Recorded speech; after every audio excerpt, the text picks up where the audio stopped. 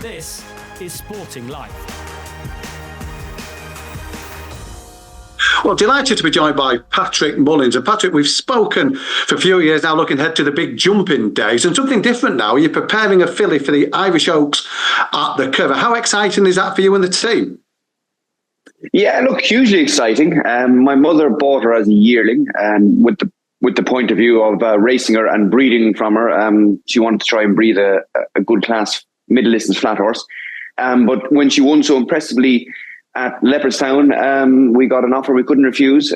So it's fantastic to be able to keep her in the yard and try and emulate my grandfather, who won the Irish Oaks 21 years ago with Vintage Tipple and Frankie Dettori.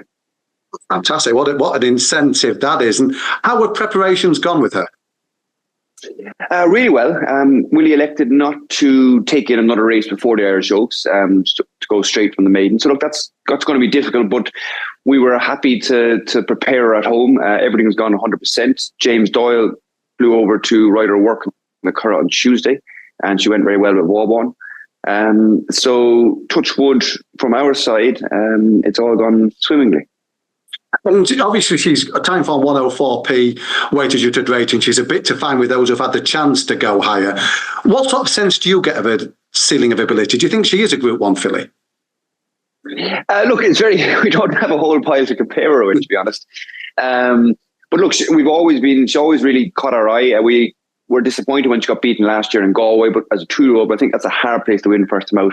And she's a huge filly. I mean, she's as big as any of our chasing mares. She's an incredible size of a filly. So you would have to think she is improving. Look, she beat a mare or filly rated 88 in her maiden, so obviously she needs to improve significantly from that. But I think with her profile, she's entitled to. And, there's no perhaps standout in it at this time. Maybe at the end of the season we might disagree with that statement, but it looks a race that we could be competitive in.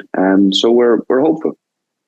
Just finally, how different is it to be preparing a filly for a classic to what the bread and butter is, which is Grade 1 jumping prizes in the winter?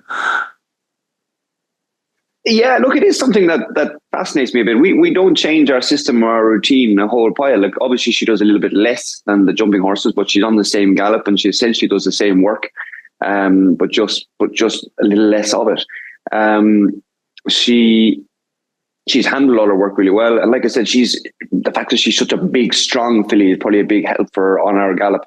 But she handled really good ground in Leopardstown. And look, it's just very exciting. And it's something unusual, something new, something different. And it's great to try and take on Aidan O'Brien and Coolmore and Ballydoyle, and we'll see how we get on.